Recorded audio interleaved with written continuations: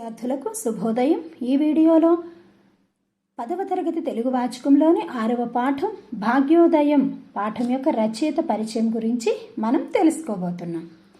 ఈ భాగ్యోదయం పాఠం రచయిత కొర్వి కృష్ణస్వామి ముదిరాజ్. ఈయన కాలం 25/8/1893లో జననం, 15/12/1967లో మరణం. హైదరాబాదులో సామాజిక రాజకీయ ఉద్యమాలకు నాంది గీతం పలికిన చైతన్యశీలి కృష్ణస్వామి ముదిరాజ్. ఈయన స్వాతంత్ర సమర యోధుడుగా, రచయితగా, జర్నలిస్టుగా, విద్యా సంస్థల స్థాపకుడుగా, విద్యావేత్తగా, హైదరాబాద్ మేయర్గా, ఆంధ్ర మహాసభ నిర్వాహకుడిగా, బహుజన సమాజ సంస్కర్తగా ప్రజల మన్ననలు అందుకున్న బహుముఖ ప్రజ్ఞాశాలి. 1957లో హైదరాబాద్ నగర మేయర్గా ఎన్నికై నగరాభివృద్ధి కోసం రాబోయే 30 ఏండ్ల అవసరాలకు అనుగుణంగా మాస్టర్ ప్లాన్ తయారు చేసిన దార్శనికుడు. దక్కన్ స్టార్ అనే ఆంగ్ల వార పత్రికను స్థాపించి సంపాదకుడిగా విలువైన సంపాదకీయాలు, వ్యాసాలను రచించాడు.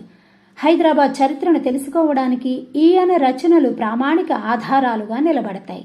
అంతేకాదు, హైదరాబాద్ నగరాన్ని ఛాయాచిత్రాల్లో 1000 పేజీల్లో బంధించి పిక్టోరియల్ హైదరాబాద్ అనే అద్భుతమైన గ్రంథాన్ని చరిత్రకు దృశ్య రూపంగా మనకు అందించాడు. పిక్టోరియల్ హైదరాబాద్. తన మిత్రుడు భాగ్యరెడ్డి వర్మతో కలిసి దళితుల అభ్యున్నతి కోసం కృషి చేశాడు.